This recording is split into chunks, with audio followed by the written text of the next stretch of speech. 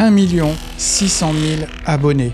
Comment ce créateur a réussi à obtenir une telle audience essentiellement avec des vidéos courtes TikTok, YouTube Short, Instagram Reels? J'ai ma petite idée. 1. Il poste beaucoup et régulièrement. 2. Son contenu est de qualité car il apporte beaucoup de valeur à son audience. 3. Ses montages vidéo sont dynamiques et donnent envie de lire ses vidéos. On va s'intéresser à ce troisième point et analyser certaines de ces techniques pour les appliquer sur nos montages. Il n'y a pas de mal à s'inspirer des meilleurs. On va donc analyser et reproduire 6 techniques qu'il utilise dans une de ses vidéos et on va les faire ensemble sur Premiere Pro. 1. Les zoom punch. 2. Les transitions glitch avec une illustration et un cercle en alpha.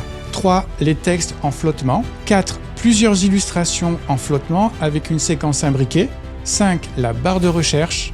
6. Animer une flèche. 7. Des comptes de followers qui augmentent avec une astuce de fond vert. Cette vidéo est chapitrée pour aller directement à la technique qui t'intéresse si tu ne souhaites pas la visionner en entier. On va donc passer sur mon écran pour faire tout ça ensemble, mais avant, fais pause et dis-moi dans les commentaires quelle créatrice ou créateur tu aimes bien et quel genre d'effet tu aimerais reproduire. Si tu as le lien de la vidéo, c'est encore mieux. Comme ça, je ferai une nouvelle vidéo de ce genre. C'est bon, tu as noté dans les commentaires? Allez, cette fois on y va. Allez, on commence par le zoom punch. Donc si on regarde le fichier de la méthode Antoine, on voit que dans les premières secondes, voilà, il y a un petit zoom punch. Je vais remettre. Tu vois, c'est assez léger et ça, c'est assez facile à refaire. On se met donc sur notre fichier à nous et on va faire le même effet. Il y a plusieurs façons de le faire, je vais t'en montrer 3. La première, c'est la plus classique. C'est-à-dire, tu cliques sur ton fichier, tu vas dans Options d'effets et tu as ici Échelle et position. Tu génères 2 premiers points clés en cliquant sur les petits chronomètres au tout début du fichier. Tu avances de 2 ou 3 images et tu le passes par exemple l'échelle à 130. Je vais le faire grossièrement, c'est pour comprendre le principe. Après, ce sera à toi d'affiner. Ok, on voit ce que ça donne. Voilà, donc c'est pas trop mal. Ça, c'est une première façon de le faire. C'est simple, ça marche. Ce qu'il y a, c'est que tu peux pas vraiment le sauvegarder. C'est pas facile parce que tu es sur la trajectoire. Donc, on va annuler ça. Je vais te montrer une manière de le faire autrement et de pouvoir le sauvegarder et le répliquer. Tu vas dans tes effets. Tu cherches transformation. Tu viens appliquer l'effet sur ton fichier. Et là, tu fais la même manip, seulement au lieu de la faire dans trajectoire ici, tu vas la faire dans transformation, dans le même principe. Donc dans transformation, tu as aussi échelle. Tu cliques sur le petit chronomètre pour générer un premier point clé à la première image. Tu avances de 2-3 images et tu passes à 130. Ok ? On regarde ça. Voilà, donc l'effet fonctionne. Et ça, ce qui est intéressant, c'est qu'on peut le sauvegarder. Comment faire? Tu cliques sur ton effet transformation, tu fais un clic droit et tu fais enregistrer. Tu lui donnes un nom. Je vais l'appeler Zoom Punch Demo pour le retrouver parce que j'en ai déjà créé pour moi. Et là, par contre, tu fais ancrage au point d'entrée. Ça veut dire qu'il va mettre le premier point clé à la première image de tes petits bouts de clip. On fait OK. Et si on va maintenant dans nos effets, ici dans Préconfiguration, on a notre Zoom Punch Démo qui est bien là. Ce qui veut dire que sur n'importe quelle boule de fichier, je vais couper un morceau ici, hop, ici aussi. Et si je veux ajouter maintenant l'effet Punch sur ce petit bout de clip, je prends mon effet Zoom Punch Démo, je viens le glisser dessus, et voilà, tout simplement. Ok ? Donc ça, c'est pratique parce que tu peux du coup sauvegarder des petits effets comme ça, les classer, et donc du coup c'est beaucoup plus facile ensuite de le répliquer parce que, regarde là je vais le supprimer, je vais faire plusieurs petits bouts de clip, sur ces 3 là il n'y est pas, on est d'accord. Donc on les sélectionne les 3, on vient prendre notre effet Zoom Punch, on le glisse, voilà, comme ça on se retrouve très facilement à pouvoir répliquer des zooms, des effets sur plusieurs petits bouts de clip. Alors tu vois, c'est pas très bien cadré, mais c'était pour le modèle, ça s'affine un peu quand même. Hein, ok ? Allez, on passe au suivant.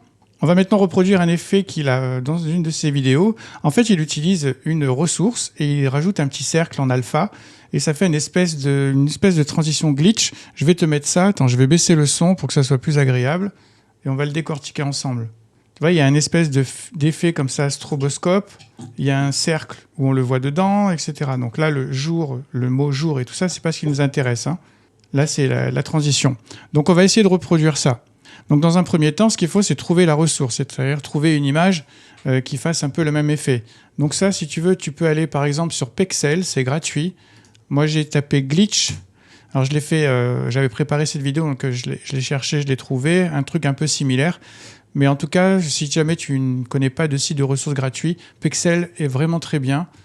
C'est pexel.com et tu as un tas de ressources gratuites immédiatement. Tu n'as pas besoin de créer de compte, etc. C'est super. Donc du coup, j'ai trouvé quelque chose à peu près de similaire. Donc tu vois, c'est à peu près ça.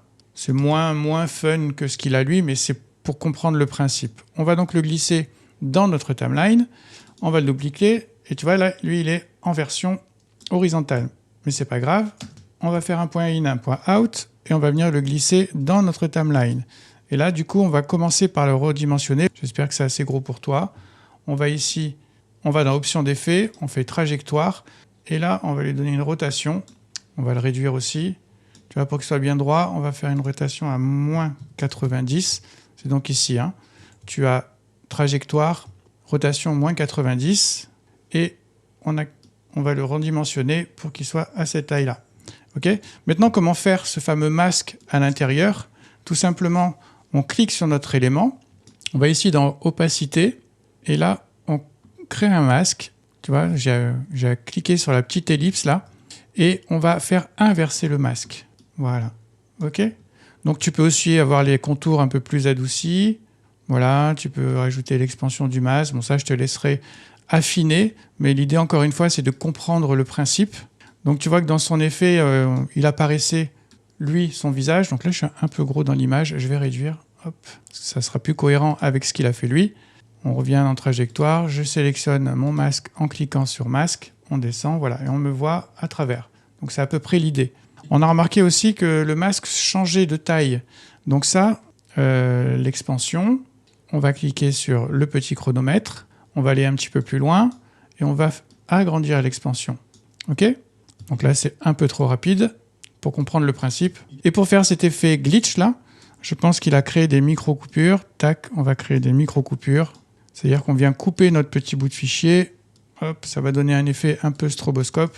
On va venir les rapprocher, en faire des petites versions assez courtes. Il est disponible. Voilà, on a quelque chose qui s'en rapproche. En tout cas, c'est pour le principe. Évidemment, ça s'affine. C'est des choses qui sont préparées à l'avance, ça. Voilà.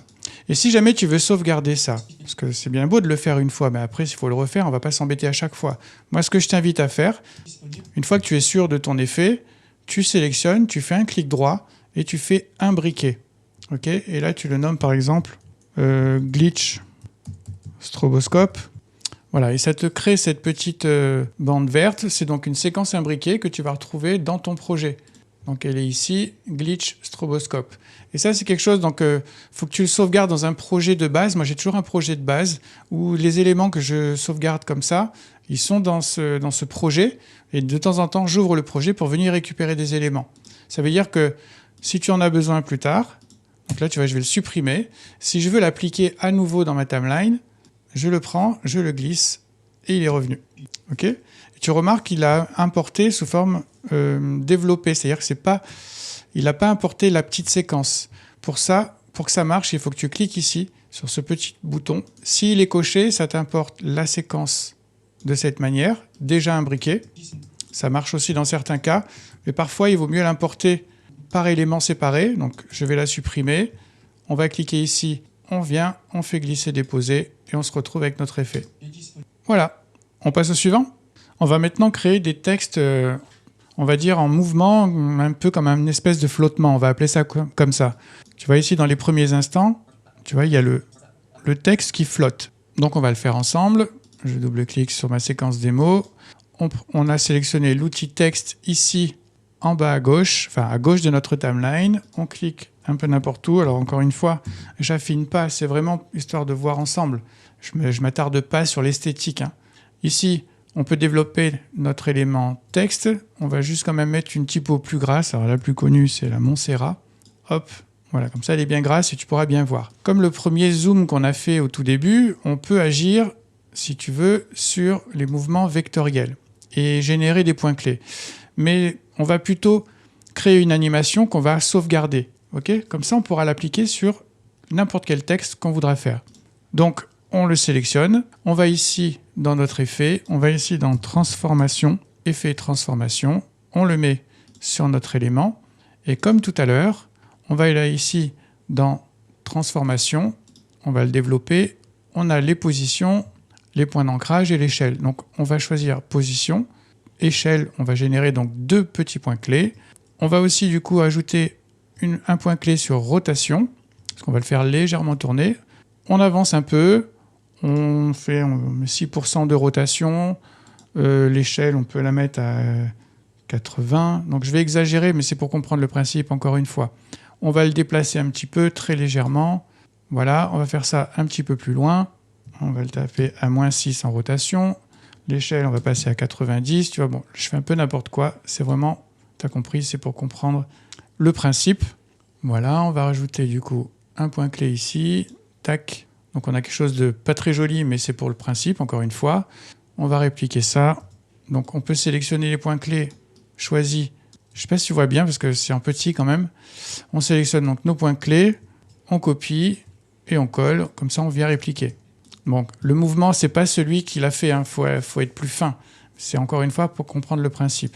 Ensuite, pour que ce soit un petit peu plus fluide, tu vas sélectionner tous tes points clés. On va faire un clic droit et on va faire interpolation temporelle. On va aller sur progressif. Ça marche assez bien. Voilà, ça donne quelque chose d'un peu plus fluide. On va écarter un petit peu quand même, allez, histoire de se rapprocher un peu de ce qui a été fait par notre créateur à succès. Voilà. Bon, voilà, au moins pour le principe, on voit que ça fonctionne. Et bien c'était fait, tout simplement, comme pour tout à l'heure, on va cliquer dessus, donc sur transformation, on fait un clic droit et on fait enregistrer préconfiguration. Et là je t'invite aussi, alors tu peux le mettre aussi à l'ancrage au point d'entrée, comme ça il commencera l'effet au tout début. Mais là ça peut être intéressant de le mettre à l'échelle, c'est-à-dire qu'il va faire en sorte que les points clés soient répartis sur toute la durée du clip, quelle que soit la durée du clip. Je ne sais pas si je suis clair, mais je vais te montrer. Donc là, on va le faire à l'échelle. OK ? Mais avant ça, je vais répartir un peu. Comme ça, ça fera un mouvement un peu plus doux. Hop, je sélectionne mes points clés. On met le dernier. Voilà, ça va nous faire quelque chose d'un petit peu plus flottant. Voilà, OK, ça marche. C'est pas magnifique même, mais tu as compris l'idée. On clique dessus. Donc du coup, on va sur notre outil transformation, clic droit. On fait enregistrer préconfiguration. Et là, on vient mettre à l'échelle. OK, on va l'appeler flottement pour le modèle. Flottement démo, on enregistre. OK, ce qui veut dire que maintenant, on a notre preset flottement qui doit être enregistré. Il est là, flottement démo. J'espère que tu vois bien. OK, ce qui veut dire que on va supprimer ça. Et si on veut créer donc un nouveau texte, pour te montrer qu'il est bien différent, on va appeler texte 02. On voit bien qu'il n'y a pas d'effet. Donc, on va prendre notre effet. On va le mettre à cette durée. On va prendre notre effet flottement démo et on vient l'appliquer dessus. Voilà. Et tu remarqueras, comme on a fait à l'échelle, l'enregistrement à l'échelle, il nous a bien mis le premier point clé à la première image et le dernier point clé à la dernière image. Je vais te montrer, regarde, si on fait quelque chose de plus court, on va en créer un plus court. Je vais en refaire un. On va l'appeler texte 03. Je vais le positionner un peu mieux que ça. Hop, position. Et là, on va le mettre très court, donc le mouvement sera plus rapide. On va prendre flottement démo. Et tu vois, pareil, il nous a quand même mis les premiers points clés à la première image et les derniers points clés à la dernière image. Et tu vois que le mouvement est plus rapide. Voilà pour les flottements. On va maintenant voir comment faire plusieurs images en flottement. On va voir le modèle, regarde. Tu vois, donc on a plusieurs images qui sont synchronisées, qui ont le même mouvement. On va faire ça ensemble. Donc là, j'ai choisi 3 images au hasard, parce qu'on s'en fout, c'est pour le modèle. Je vais les placer dans ma timeline. 1, 2, on va les mettre les unes au-dessus des autres. Et est-ce que c'est là? C'est la 3e. Voilà.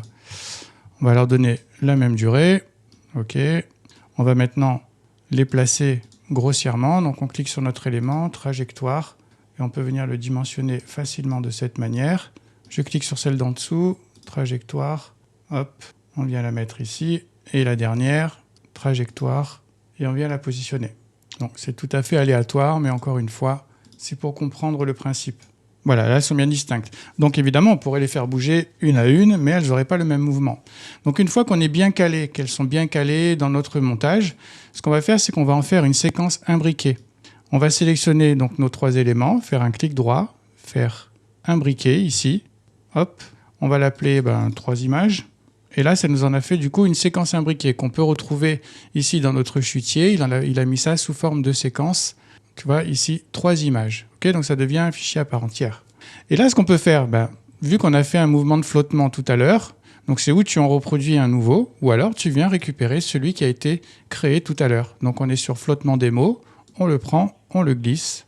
Voilà. Bon, tu vois, là, comme la durée est longue, donc le mouvement est très lent, donc on va refaire l'opération. Pardon. On va enlever l'effet transformation. Tac. On va réduire notre fichier, le mettre plus court, et on va mettre notre effet de flottement. Voilà. Donc évidemment, il n'est pas joli l'effet. C'est pas ce qu'on cherche. J'espère que tu as compris depuis le début que c'est pas ce que j'essaye de montrer. Ça, il faut l'affiner. Une fois que tu es OK, tu l'as bien affiné, ton mouvement, tu l'enregistres. Et tu peux le répliquer, très facilement sur n'importe quel objet. On continue ? On va maintenant voir comment faire la barre de recherche. Donc là, ici, notre Antoine en a fait une, mais je pense que c'est un screen parce que les bords sont adoucis. Donc ça a dû être enregistré. Il a dû enregistrer l'écran de son téléphone ou de l'ordinateur et ensuite, créer un masque pour cette zone. On regarde ce que ça donne.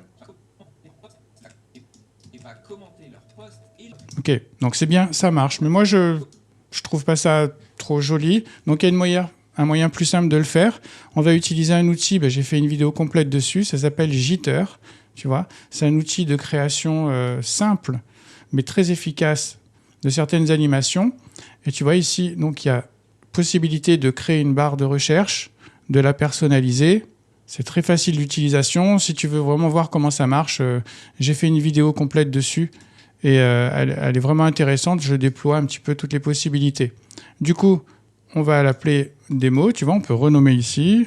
Démo, on va appeler ça démo barre de recherche. Comme ça, ce sera reconnaissable. Comme ça, je vais te montrer aussi comment l'intégrer, mine de rien, en première. Il y a une petite astuce. Barre de recherche. Barre de recherche. Voilà.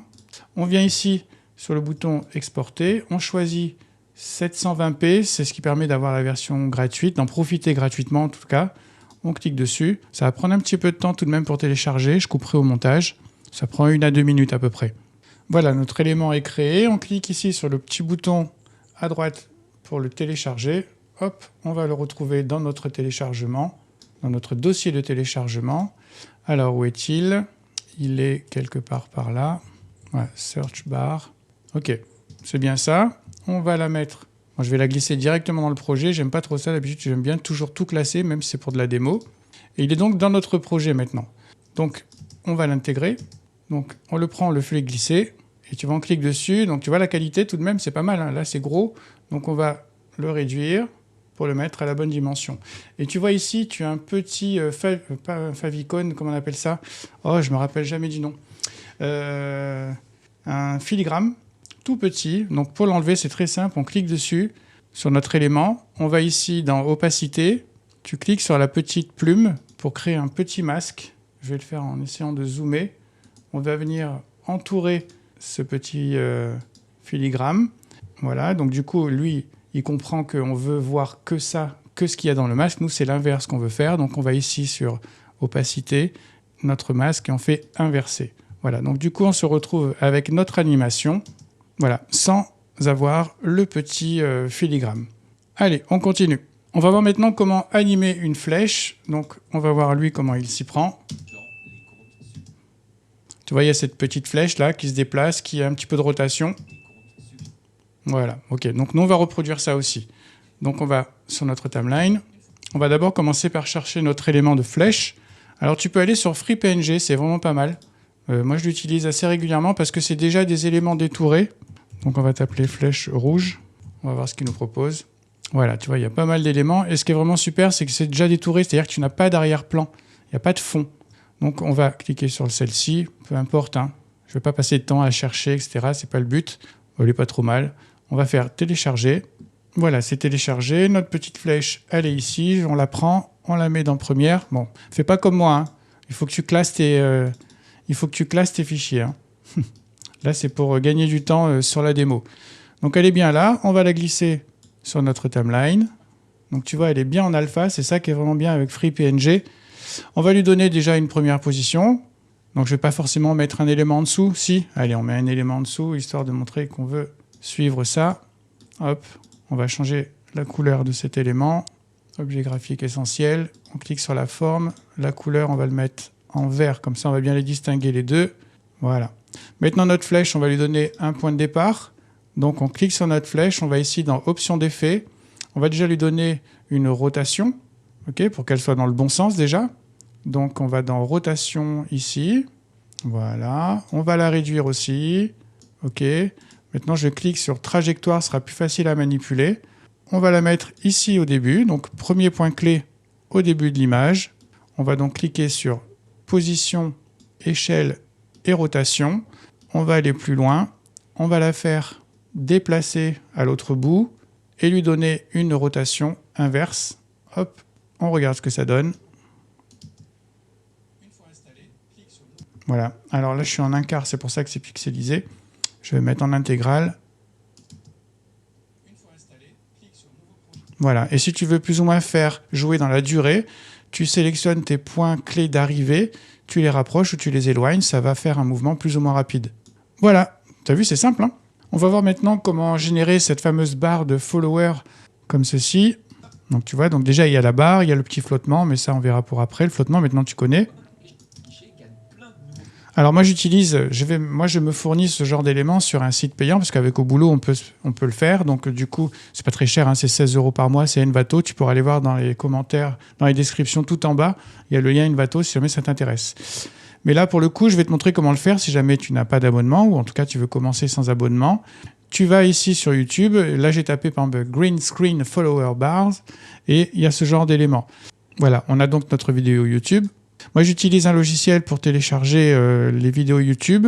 Ça s'appelle, alors comme je suis sur Mac, ça s'appelle Mac X YouTube Downloader. Ça ressemble à ça. Voilà, tu tapes l'URL dedans, tu tapes l'URL et ensuite tu peux le télécharger dans la meilleure qualité proposée sur YouTube. Ok, mais il y a plein d'autres outils pour télécharger. Du coup, on a un élément ici que je vais aller retrouver. Voilà, on a donc notre élément ici. On va l'importer dans notre timeline. Et tu vois qu'il est sur fond vert. Donc on va glisser dans notre timeline. Il est donc ici. Il est moche parce qu'il est fond vert, etc. On va le réduire un petit peu. Et là, ce qu'on va faire, c'est qu'on va utiliser un filtre pour enlever le vert. Donc on va dans Effets et on va taper Key, K-E-Y, pour que tu trouves le filtre Ultra Key. Tu le glisses dessus. Tu vois, il est ici du coup. Et tu vas lui demander, en pipant ici sur la petite pipette, de supprimer la couleur sélectionnée. Tac. Et voilà, tout simplement. Alors, c'est pas complètement parfait, hein, tu vois, il y a des petits bords, etc. Donc, tu peux affiner ton filtre. Tu vas sur Ultra Key et tu peux affiner les réglages sur les ombres. Tu peux rogner un petit peu, tolérance. Voilà, on a quelque chose de bien plus propre. Voilà, et tu as vu, alors, si on veut vraiment faire comme Antoine, là, on va réduire un peu. On va utiliser notre filtre flottement qu'on a créé tout à l'heure. Flottement démo. Et voilà.